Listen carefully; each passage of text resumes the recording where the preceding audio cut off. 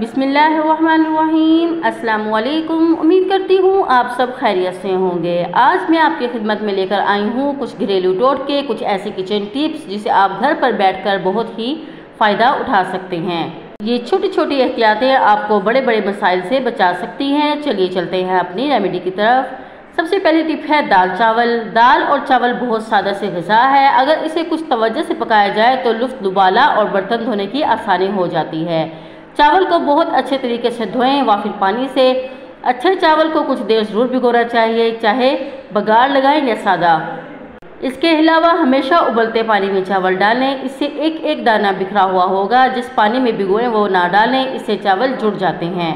दम पर रखकर जब उतारें तो एक थाल में पानी भरकर इसमें चावल की पतीली 15 सेकंड तक रखें और निकाल लें। ऐसा करने से पतीली से चावल यूँ अलहदा हो जाएंगे जैसे इसमें पकाए ही नहीं थे। नंबर 2 पर है दाल।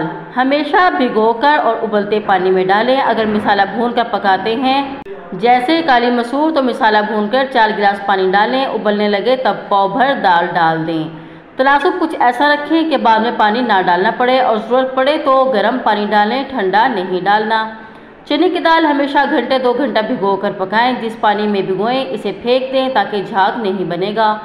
साबूदाना पकाने से घंटा भर पहले भिगो दें, फिर उबालें। अगर नहीं भिगोना चाहते तो उबलते पानी में डालें, आपस में पतीली से चिपकेगा नहीं।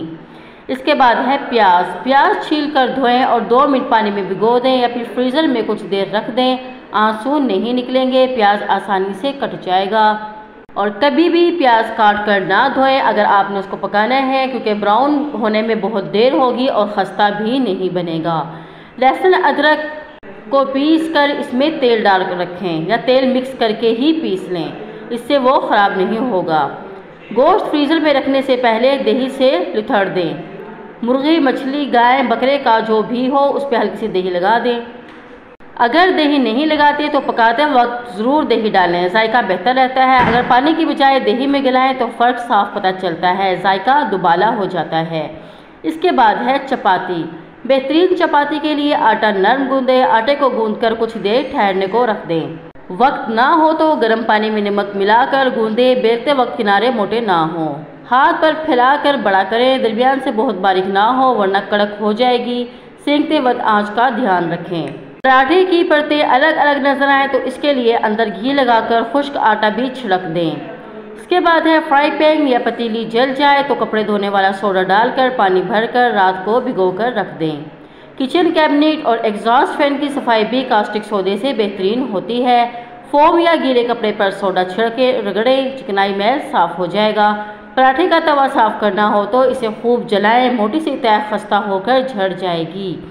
चाय की छलनी लोहे की हो तो इसे भी चूल्हे पर जलाकर साफ किया जा सकता है। ड्रेसिंग टेबल का आईना गीले अखबार या मोटे टिश्यू से साफ करें, चमक उठेगा। चूल्हे साफ करने के लिए भी सोडा डालकर पानी का छिड़काव करें। कुछ देर बाद साफ कर लें, आपका चूल्हा चमक जाएगा, उसके ऊपर निशानात ख़त्म हो जाएंगे। वीडियो को लाइक करना मत भूलिए, इससे मुझे खुशी होगी। और चैनल को सब्सक्राइब कीजिए। शुक्रिया। अल्लाह हाफिज़।